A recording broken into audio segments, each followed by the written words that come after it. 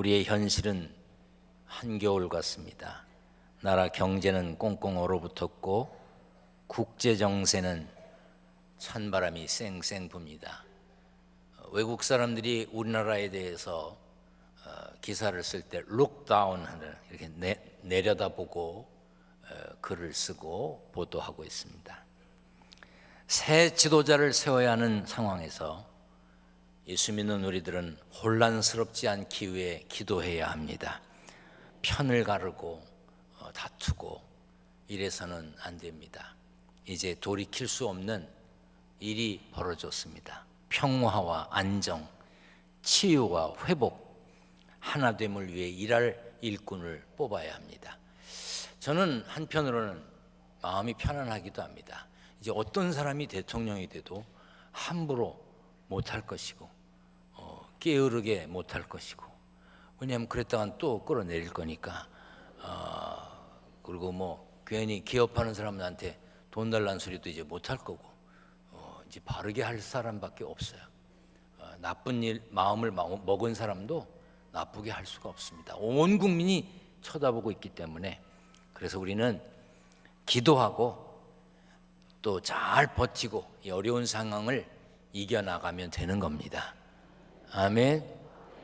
어떤 나라에서 뭐 자기네 나라 사람들 우리나라 가지 말라고 그랬다는데 우리도 안 가면 되는 것이고, 또 그러면 뭐 우리만 손해냐? 아니야. 우리나라하고 연결된 일로 인해서 자기들 손해 볼 것도 많아요. 우리가 그렇게 뭐 한심한 나라가 아니야. 우리가 가지고 있는 중요한 부품들을 안 보내면 거기도 다 스톱된대. 난 장로님들한테 그 얘기 듣고 힘이 나더라고. 힘이 나. 아유, 그렇지. 우리를 우습게 하는 거지. 우리가 분열만 되지 않으면요, 마음만 하나로 되면 못할 게 없는 나라고 못할 게 없는 백성들이에요. 아멘. 예수님이 바디메오 불렀을 때 시끄럽다고 그랬던 사람들이 뭐라 그랬는지 아세요? 여보시오, 안심하시오 그랬어요. 우리 한번 하십시다. 옆에 있는 분에게 안심하시오. 우린 기도하면 되는 거예요. 따뜻한 봄이 왔듯이 우리나라 좋은 일이 있을 것입니다. 기대하고 기도하시기를 주님의 이름으로 부탁드립니다. 성경을 들고 고백하겠습니다. 높이 듭니다. 저는 예수 믿어 구원받았습니다. 저는 예수 믿어 하나님 자녀 되었습니다. 저는 예수 믿어 천국 백성 되었습니다. 하나님께서 선물로 주신 오늘 하나님 말씀으로 가르침을 받습니다. 눈을 열어 주의 법 안에 있는 놀라운 진리를 보고 깨닫게 하소서. 아멘으로 순종하여 하나님께 영광 돌리는 삶 되게 하소서. 아멘. 그런 삶의 주인공 되시기를 축원합니다. 예수님이 새끼 나귀를 타시고 예루살렘에 들어가셨는데, 가서 보시니까 성전에서 자기 이익을 위해서 성전을 더럽히는 사람들이 있었습니다. 그래서 그들을 내쫓으시고 성전을 깨끗게 하셨습니다. 그리고 대제사장들, 백성들의 장로들과 여러 가지 논쟁을 벌이셨습니다. 오늘 본문 말씀은 성전에서 예수님이 대제사장들과 장로들과 이제 하셨던 그런 말씀입니다. 어떤 임금이 아들을 위해 혼인잔치를 준비하며 사람들을 초대했습니다. 당시 사람들은 잔치를 할 때 2번 초대했습니다. 첫 번째 초대는 언제 어디서 잔치가 있을 것이니 알고 계시다가 그때 오십시오 하고 알리는 거예요. 그리고 1차 약속을 받습니다. 올 건지 안 올 건지. 두 번째 초대는 잔치가 다 준비되었을 때 이제 다 준비됐으니 오십시오라고 이제 참석을 하라는 알림입니다. 그래서 본문 3절에 그 종들을 보내어 청한 사람들, 이미 청했던 사람들을 혼인잔치에 오라고 한 겁니다. 그런데 임금의 초청을 받은 사람들이 잔치에 오기를 싫어했어요. 의도적으로 참석을 거부했습니다. 그래서 임금은 다른 종들을 보내 내가 오찬을 준비하되 나의 소와 살찐 짐승을 잡고 모든 것을 갖추었으니 혼인잔치에 오소서 하라고 식사 메뉴까지 알려주면서 청했습니다. 그런데도 그들이 돌아보지 아니하고 한 사람은 자기 밭으로 한 사람은 자기 사업하러 가고 그 남은 자들은 종들을 잡아 모욕하고 죽였습니다. 심부름 간 사람들을 죽이기까지 했어요.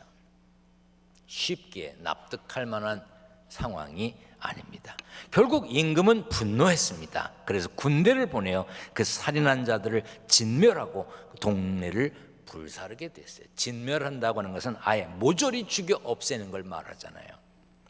잔치를 거부한 것도 모자라서 심부름을 간 종들까지 죽였으니 분노한 임금의 입장으로 보면 어쩌면 충분히 그럴 수도 있다 생각이 될 정도입니다.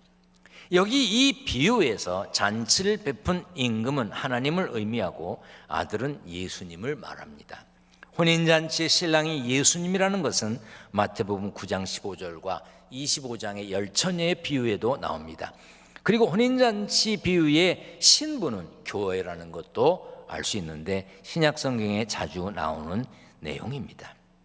하나님께서는 예수님을 보내 혼인잔치를 벌이셨습니다. 예수님은 가는 데마다 하나님 나라를 선포하시며 용서와 회복의 사건을 만들어내셨습니다. 그래서 예수님이 가시는 곳마다 혼인잔치와 같은 기쁨이 있었어요. 사실 그 잔치에 가장 먼저 찾아와야 할 사람들은 대제사장과 장로들 같은 종교 지도자들이었죠. 그야말로 먼저 잔치에 청함받은 사람들이었습니다. 하지만 그들은 초청을 거부했고 하나님의 초청을 전하는 사람들을 모욕하고 박해하고 죽이기까지 했습니다. 그들은 하나님을 열심히 섬기는 것처럼 보였지만 정작 그들의 중심에는 하나님이 없었습니다. 우리가 믿는 하나님은 천지를 창조하시고 다스리시는 분이십니다. 그럼에도 우리는 하나님을 무덤덤하게 여기고 아무렇지도 않게 생각할 때가 있습니다. 그 사람이 하나님을 귀히 여기는지, 하나님의 말씀대로 순종하고 사는지, 하나님의 뜻대로 살려고 애쓰는 사람인지 몇 가지만 보면 알 수가 있어요. 예배 자세를 보면 알 수 있습니다. 하나님을 귀히 여기는 사람은 너는 마음을 다하고 뜻을 다하고 힘을 다하여 네 하나님 여호와를 사랑하라고 하신 말씀대로 마음과 뜻과 힘을 다해 하나님을 예배합니다. 초대교회 성도들은 예배에 목숨을 걸었습니다. 예배 때문에 죽었고, 예배 때문에 사는 데서 쫓겨났고, 예배 때문에 땅굴을 파고 들어가 살았고, 예배 때문에 산속에 들어가 살아야 했습니다. 예배가 삶의 우선이며 예배를 위해서 어떤 것도 포기했고 우선순위를 바꿨습니다. 그래서 예배의 삶만 보면 그 사람이 하나님을 귀히 여기는 사람인지, 하나님을 경외하는, 하나님을 두려워하고 공경하는 사람인지 알 수 있는 것입니다. 또한 이웃을 대하는 태도를 봐도 그가 하나님을 사랑하는 사람인지 알 수 있습니다. 하나님은 내 이웃 사랑하기를 내 자신과 같이 사랑하라고 하셨습니다. 자신을 아끼고 귀히 여기는 것처럼 이웃도 사랑하는 사람이야말로 하나님을 경외하는 사람이지요. 그래서 예수님도 너희가 여기 내 형제 중에 지극히 작은 자 하나에게 한 것이 곧 내게 한 것이라고 했습니다. 예를 들어서 누가 저를 이제 보고 제게 잘 보여야 될 사람이 있다고 하십시다. 그런데 내가 귀히 여기는 사람을 그 사람이 함부로 해. 그럼 제가 그 사람을 좋게 보겠습니까? 그렇잖아요. 내가 사랑하는 사람을 그 사람도 사랑해야 내가 그 사람도 좋아하는 거죠. 제게 아들이 있고 손자도 있습니다. 저를 좋아한다는 사람은 내 아들도 내 손자도 좋아해 줘야지. 그렇잖아요. 내 아들과 손자는 밉다 그러면서 날 좋다 그러면 그게 말이 되냐고. 원수에게 딱 좋은 게 뭐예요? 자식 흉보는 거야. 하나님이 사랑하는 사람들, 내 주변에 사는 하나님이 사랑하는 사람들, 나와 이웃되어 살게 하신 그 사람을 사랑하는 것, 그것이 하나님을 사랑하는 것이죠. 또 성경에 하나님을 사랑하라 그랬고 하나님께서 사랑하고 살라고 명령하셨고요. 또한 하나님을 경외하는 사람은 악을 미워하고 죄를 멀리합니다. 잠언 8장에 여호와를 경외하는 것은 악을 미워하는 것이라 나는 교만과 거만과 악한 행실과 패역한 입을 미워한다고 그랬어요. 사람들은 우리를 보고 하나님을 떠올립니다. 그래서 예수님도 이같이 너희 빛이 사람 앞에 비치게 하여 그들로 너희 착한 행실을 보고 하늘에 계신 너희 아버지께 영광을 돌리게 하라고 하신 겁니다. 사람들이 우리 착한 행실을 보고 하나님께 영광을 돌리게 해야 돼요. 그러려면 우리가 우리의 착한 행실을 사람들에게 보여야 하는 겁니다. 오른손이 하는 걸 왼손이 모르게 하라? 그것은 구제할 때 얘기예요. 우리의 착한 행실을 사람들에게 보이라 그랬어요. 또한 빌립보서 1장 27절에 오직 너희는 그리스도의 복음에 합당하게 생활하라고 했습니다. 복음을 들은 하나님의 자녀답게 살아야 한다는 것이지요. 시편 1편에 복 있는 사람은 악인의 꾀를 따르지 아니하며 죄인들의 길에 서지 아니하며 오만한 자들의 자리에 앉지 아니하고 그랬어요. 우리는 구원의 복을 받은 사람들입니다. 그러므로 우리는 복을 받은 사람답게 악인의 꾀를 따르지 아니하고 죄인의 길에 서지 아니하며 오만한 자의 자리에 앉지 않아야 합니다. 그리스도로 옷 입은 사람답게 영적인 품위를 지키며 살아야 하는 것이지요. 잔치에 청함받은 사람들이 잔치에 오지 않으니까 임금이 종들에게 이렇게 말했습니다. 혼인잔치는 준비되었으나 청한 사람들은 합당하지 아니하니 네 거리 길에 가서 사람들을 만나는 대로 혼인잔치에 청하여 와라. 이러다간 잔치에 아무도 사람 없는 데서 하게 생겼다. 그러니까 사람들을 막 데려와라. 그래서 종들이 길에 나가 악한 자나 선한 자나 만나는 대로 모두 데려오니 혼인잔치에 손님이 가득한지라 그랬어요. 종들은 사람을 청할 때 악한 자인지 선한 자인지 구별하지 않았습니다. 이는 하나님이 유대인과 이방인, 부자와 가난한 사람, 남자와 여자, 악한 자나 선한 자나 상관없이 모두에게 은혜를 베푸시는 분인 걸 보여줍니다. 먼저 잔치에 초대받은 사람들은 대제사장들과 장로들을 의미했다면 나중에 초대받은 사람들은 예수님의 설교를 듣고 회개하여 하나님께 돌아온 사람들을 말합니다. 그들은 대제사장들과 장로들에 비하면 보잘것없는 사람들이었지요. 아무튼 사람들이 길에서 초대받아서 왕궁의 결혼식에 갔습니다. 임금이 베푼 왕궁의 잔치에 갑자기 길 가다가 불림을 받았으니 얼마나 놀랬겠어요. 왕궁에서 결혼식인데 오라고. 그러니까 당황스럽기도 했겠지만 좋았기도 했을 겁니다. 야, 왕궁 잔치에 우리를 초청해? 사람들이 갔을 겁니다. 그 사람들은 왕궁에 갈 수 있는 자격을 갖춘 사람들은 아니지요. 그런데 초대를 받았습니다. 바로 우리가 그런 은혜를 누린 사람들입니다. 천국 혼인잔치에 초대받을 자격이 없고 공로 없지만 은혜로 초대되어 예수를 믿어 영생을 보장받고 하늘 백성 되고 하나님의 자녀가 됐습니다. 할렐루야. 그래서 우리가 매주마다 성경을 들고 나는 예수 믿어 구원받았다고, 하나님 자녀 됐다고, 영원히 살게 됐다고, 천국 백성 됐다고 선언하는 거예요. 이것이 구원의 은혜입니다. 하나님은 천국잔치에 더 많은 사람이 참여하기를 원하십니다. 잔치자리가 가득하기를 원하셨어요. 디모데전서 2장 4절에 하나님은 모든 사람이 구원을 받으며 진리를 아는 데 이르길 원하신다 그랬어요. 마가복음 16장에도 너희는 온 천하에 다니며 만민에게 복음을 전파하라고 했습니다. 이것이 하나님의 마음이에요.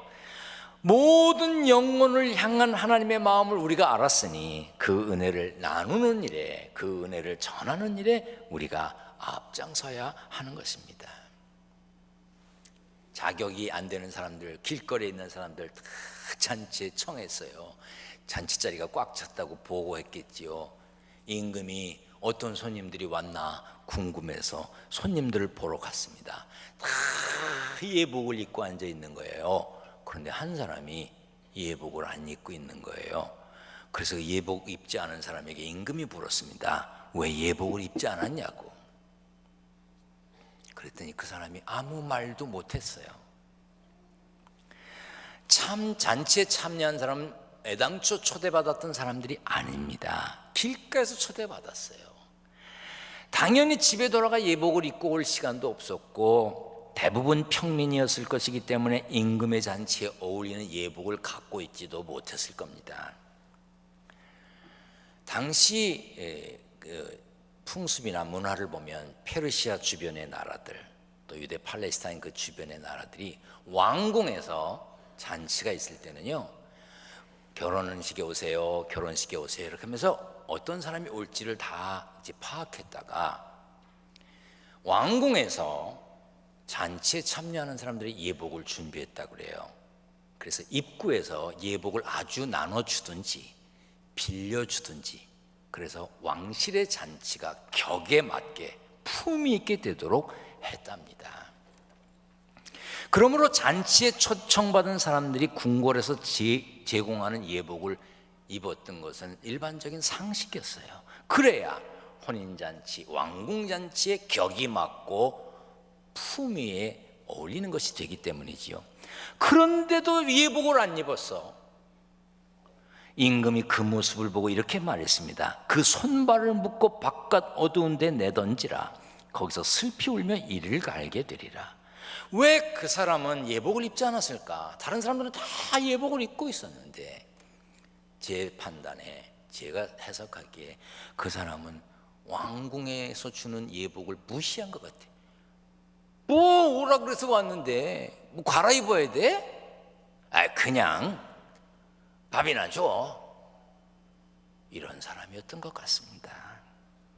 여기에서 예복은 회개와 회개에 합당한 열매를 의미합니다.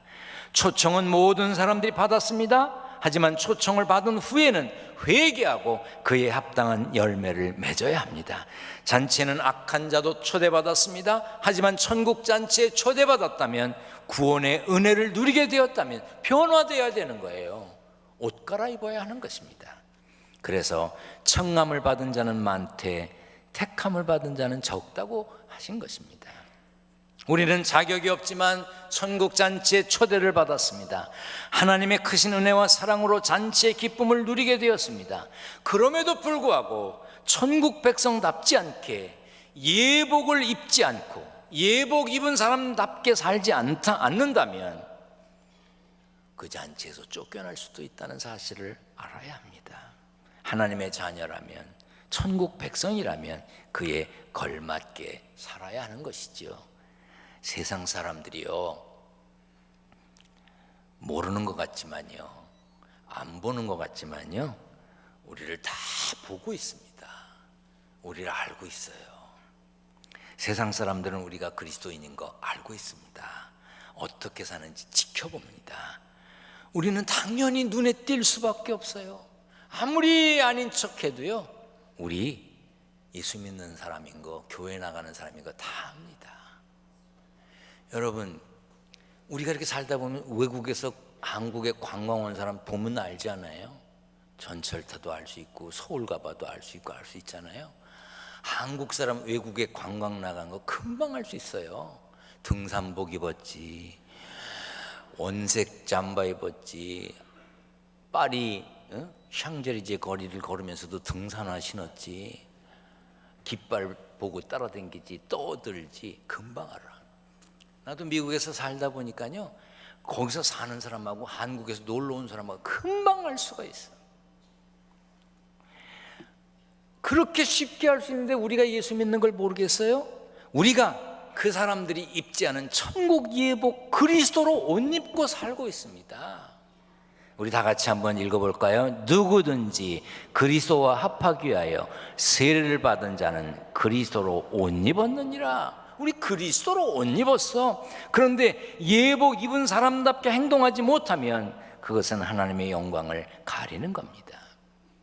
우리는 집에서나 학교에서나 일터에서나 교회에서나 혼인잔치에 참여한 예복 입은 사람답게, 그리스도로 옷 입은 사람답게 말하고 행동하며 살아야 됩니다. 그래서 그리스도의 향기를 바르게 풍겨야 하는 것입니다.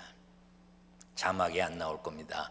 고린도 후서 2장 15절에 한번 따라서 하겠습니다. 우리는, 이왕이면 크게 합시다. 우리는 구원받은 자들에게나 망하는 자들에게나 하나님 앞에서 그리스도의 향기니. 아멘. 우리 그리스도의 향기야. 내가 튀김을 안 좋아하는데 사람들이 튀김집에 가. 그래서 나도 따라갔어. 난 튀김을 안 좋아해서 안 먹어. 아니에요, 전 좋아해요. 또 오해하지 마세요. 내가 튀김을 안 먹는다고 했어. 그리고 난 튀김을 안 먹고 나왔어. 그래도 그 사람 몸에 튀김 기름 냄새가 배어 있어요. 여러분들이 오늘 교회 왔다가 가면서 교회 안 갔던 것처럼 아무리 위장을 해도 여러분들에게는 예수 냄새가 나게 돼 있어. 내가 아무리 환자가 아니라도 병원에 다녀오면 약품 냄새가 나게 돼 있고, 내가 사지 않았더라도 빵집에 들면 빵 냄새가 나게 돼 있어요. 우리는 냄새 나는 사람이에요. 따라서 합니다. 나는 크게 해요. 나는 냄새 나는 사람이다. 무슨 냄새? 예수 냄새 나는 사람이에요. 나는 옷 입은 사람이야. 어떤 옷? 그리스도로 옷 입은 사람이야. 그러므로 함부로 하고 살 수가 없는 거예요. 우리는 그리스도로 옷 입은 사람답게 품위 있는 모습으로 구원의 은혜를 전하고 하나님께 영광을 돌리며 살아야 될 책임이 있어요. 제가 1부, 2부 설교할 때는요, 이 생각이 안 나서 못했는데 생각이 나는 게 있어요. 우리 교회 장로님들 몇 분이 인천 저 공항에 있는데 있는 골프장에 골프를 하러 가셨대요. 골프를 하러 가면 한 4시간 이상 이렇게 골프장을 다니는데 도움이 있어요. 캐디 아가씨가 따라다녀요. 상냥하고 아주 예의 바른 아가씨가 있더래요. 그래서 4시간 동안 운동을 다 하고 이제 정리하면서, 아가씨 예수 믿어요? 교회 나가세요? 그랬대요. 장로님 중에 한 분이. 그랬더니 그 아가씨가, 제가 처음 뵙자마자 인사 잘 드렸는데요, 저 기둥교회 나가는데요, 그러더라고요. 그때부터 막 소름이 돋으면서 우리가 4시간 동안 무슨 이야기를 했을까? 우리가 어떻게 행동했을까? 막 진땀이 나더라는 거예요. 그런데 사실은 그 얘기를, 기둥교회 나간다는 얘기를 들었을 때부터 진땀 났으면 안 되는 거야. 처음부터 진땀이 났어야 되는 거야. 여러분 다 압니다. 제가 주중에 운전을 하다가 유턴을 할 일이 생겼어요. 제가 뭐 100% 교통신호를 잘 지키는 건 아니에요. 그러나 대부분 잘 지키려고 노력을 합니다. 유턴을 하려고 신호등에 좌회전 신호가 나서 유턴을 해도 좋다는 신호가 나서 유턴을 하려고 핸들을 이렇게 돌리는데 쿵 하는 거예요. 오토바이가 뒤에서 와서 받았어요. 깜짝 놀랐습니다. 물론 뭐 제가 다친 것도 아니고 자동차 조금 이렇게 상처가 났어요. 오토바이 운전하는 사람도 자기가 잘못한 걸 알았는지 그냥 얼른 오토바이를 세우고 아무 말도 못 하더라고. 근데 내가 그 사람하고 뭐 싸우겠어요, 뭘 하겠어요. 그래서 얼른 전화를 했습니다. 경찰서에다 전화를 했어요. 교통사고가 났습니다. 제가 운전하는 사람인데 어떻게 해야 됩니까? 그랬더니 차가 어디에 있냐? 그래서 도로 가운데 있다고. 그래서 내가 그랬죠. 차를 밖으로 뺄까요? 그랬더니 그 경찰관이 뭐라 그러냐면 교통에 크게 방해가 되니? 그래서 아니라고, 크게 방해되는 것 같지는 않다 그랬더니 우리가 금방 갈 테니 그대로 있으래요. 그래서 그 도로 가운데 가만히 있었어요. 뭐 차는 계속 왔다 갔다 하지 뭐. 그냥 이거 사람들이 볼까 봐도 걱정스럽고 막 이랬는데, 하여튼 경찰관들은 금방 왔다 그러는데 내 생각엔 무지 오래 있다 오더라고. 그래서 경찰관도 오고 보험회사에서도 오고 다 정리했어요. 그리고 이제 그 오토바이 기사한테도 손을 잡고 놀라셨죠. 잘 가시라고. 그리고 인사하고 헤어졌어요. 아무도 못 봤어요. 그래서 아주 편안하게 집에 왔다가 교회 왔는데 전화가 왔어요. 다치신 데 없으시지요? 어떻게 알았냐 그랬더니 지나가는데 딱 보이는데 차가 막 진행 중이고 그래서 내릴 수도 없고 보니까 큰 건 아닌 것 같고 그래서 그냥 지나가다 봤다는 거예요. 여러분, 누군가 보고 있습니다. 다 봅니다. 냄새도 나고 옷도 입었고, 그들이 입지 않은 그리스도로 옷 입었고 예수의 향내도 나고, 이 사순절 기간에 그리스도로 옷 입은 사람답게, 예수의 향기를 풍기는 사람답게 하나님과 사람 앞에 부끄러움 없게 사는 믿음의 승리자가 되시기를 축원합니다. 축원합니다.